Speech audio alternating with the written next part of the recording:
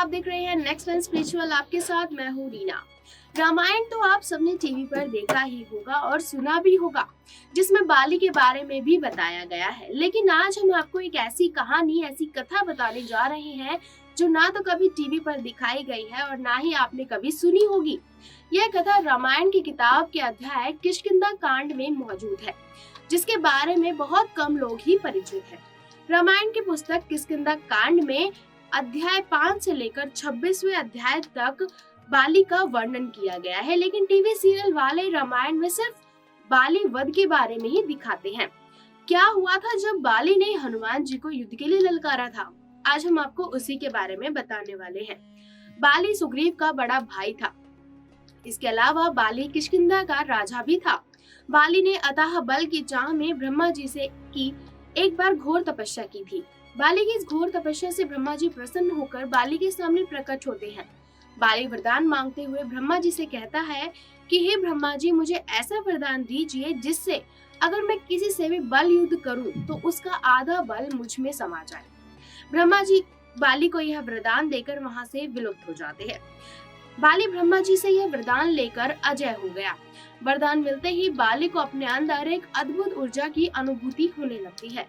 ब्रह्मा जी से मिले इस वरदान की बदौलत बाली धरती पर बड़े से बड़े योद्धा को बल युद्ध के लिए ललकारने लगा था। हर कोई बाली से युद्ध हारता रहा, यहाँ तक कि बाली रावण जैसे बलशाली योद्धा को भी बल युद्ध के लिए ललकार बैठता है। इस युद्ध में रावण हार जाता है। अब बाली को खुद की ताकत पर इतना घमंड हो जाता है कि जंगल में घुसकर वो पेड़ पौधों को उखाड़ कर फेंकता है, पर्वतों को हिलाने लगता है। बाली पेड़ों को तहस नहस करता हुआ किष्किंधा के जंगलों में प्रवेश कर जाता है। इसी जंगल में कुछ ही दूरी पर हनुमान जी अपने आराध्य देव श्री राम जी की भक्ति में लीन राम नाम का गुणगान कर रहे थे। इधर बाली ने पूरे जंगल में कोतूहल मचा रखा था, जिससे हनुमान जी की भक्ति में बाधा आ रही थी। हनुमान जी तुरंत अपनी आंखें खोल देते हैं और देखते हैं कि उनके सामने बाली खड़ा है। हनुमान जी ने जब अपने चारों तरफ नजर घुमाई तो देखा कि बहुत सारे पेड़ जमीन पर गिरे पड़े हैं। यह देख हनुमान जी आश्चर्य से भर जाते हैं और बाली से पूछते हैं कि यह सब किसने किया। बाली अपने गुरूर भरी आवाज में बोलता है, मैंने किया है यह सब। अपनी ताकत के घमंड में चूर बाली हनुमान जी को बल युद्ध के लिए चुनौती भी दे बैठता है। अब इस बात को ध्यान में रखते हुए कि बाली मेरे बड़े भाई हैं, तो हनुमान जी बाली को चुनौती को अस्वीकार कर देते हैं और बोलते हैं कि बाली भैया, आप मुझसे बड़े हैं, मैं आपका सम्मान करता हूँ, भला मैं आपसे बल युद्ध कैसे कर सकता हूँ, और आपको इस ताकत का ऐसे गलत प्रदर्शन नहीं करना चाहिए। इन पेड़ पौधों को नुकसान क्यों पहुँचा रहे हो? इन पेड़ पौधों पर पक्षियों के घर होते हैं, जीव जगत को ऐसे कष्ट मत पहुँचाओ बाली भैया। आप अपनी ताकत के घमंड में इतने अंधे हो चुके हैं कि आपका इतना भी ख्याल नहीं किया आपने कि आप क्या कर रहे हैं। आपने इस प्रकृति को कितना नुकसान पहुंचा दिया है। बस बहुत हुआ बाली भैया, आप कृपया कर यहाँ से चले जाएं और मुझे अपने भगवान राम का गुणगान करने दें।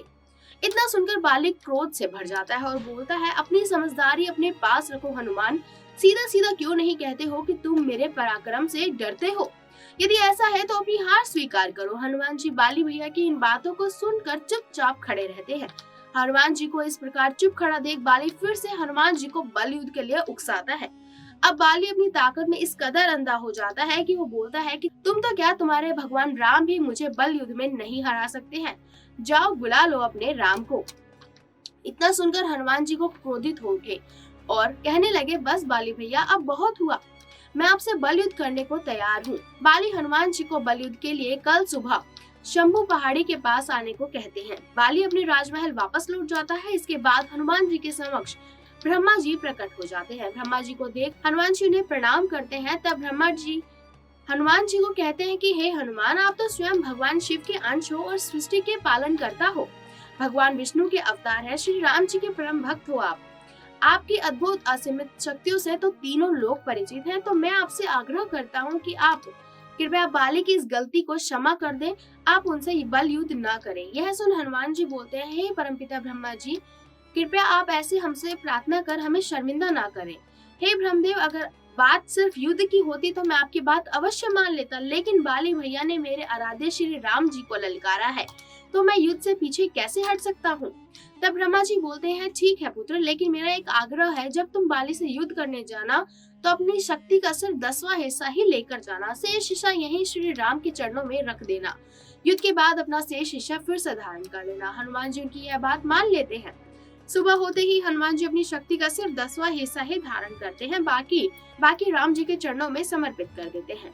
अब हनुमान जी अपनी शक्ति का 10वां हिस्सा लिए जैसे तैसे युद्ध क्षेत्र में चलते जाते हैं। वैसे वैसे बाली को मिले वरदान की वजह से हनुमान जी की शक्तियां बाली में समाहित होनी शुरू हो जाती हैं।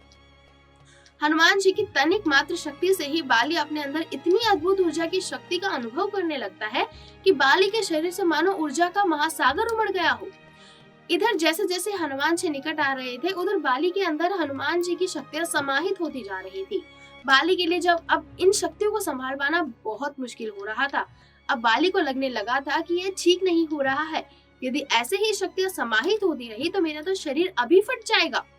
इतने में ब्रह्मा जी वहां प्रकट होते हैं और बाली से कहते हैं, हे बाली, तुम खुद को बहुत बलशाली समझते हो ना, तो यह देखो, अब तुम हनुमान जी की शक्ति के 10वें हिस्से का एक छोटा सा अंश भी नहीं संभाल पा रहे हो और तुम हनुमान जी को बलयुद्ध के लिए ललकारने चले थे, मूर्ख। अब यदि अपनी जान की रक्षा चाहते हो तो यहाँ से जितनी दूर हो सके वहाँ चले जाओ, अन्यथा अधिक शक्ति के समाहित होने से तुम्हारा शरीर अभी फट जाएगा और तुम मृत्यु को प्राप्त हो जाओगे। बाली तुरंत अपनी जान बचाने के लिए वहां से दूर भागने में ही अपनी समझदारी समझता है। इस तरह बाली वहां से दूर जाकर अपनी जान बचाता है। अब बाली को आभास हो जाता है कि मैं मूर्ख अपनी शक्तियों को लेकर इतना अहंकारी हो गया था कि हनुमान जी की शक्तियों को बिना जाने उन्हें बल युद्ध के लिए चुनौती दे बैठा था। मैं इतनी सी शक्तियों से इतना अशांत हो गया और अहंकार वश में आकर न जाने प्रकृति का कितना नुकसान कर बैठा। वहीं हनुमान जी इतनी सारी शक्तियों के बावजूद भी कितना शांत है, उनमें कितनी विनम्रता है। इस प्रकार हनुमान जी की शक्तियों का अनुभव कर बाली को घमंड चूर चूर हो जाता है। कुछ दिन बाद बाली हनुमान जी से क्षमा मांग लेता है। अगर आपको हमारी जानकारी अच्छी लगी हो तो कमेंट कर जरूर बताएं। वीडियो को लाइक और शेयर करना ना भूलें और हमारे आने वाले अपडेट्स के लिए हमारे चैनल को सब्सक्राइब करना ना भूलें और साथ ही बेल आइकन जरूर दबाएं।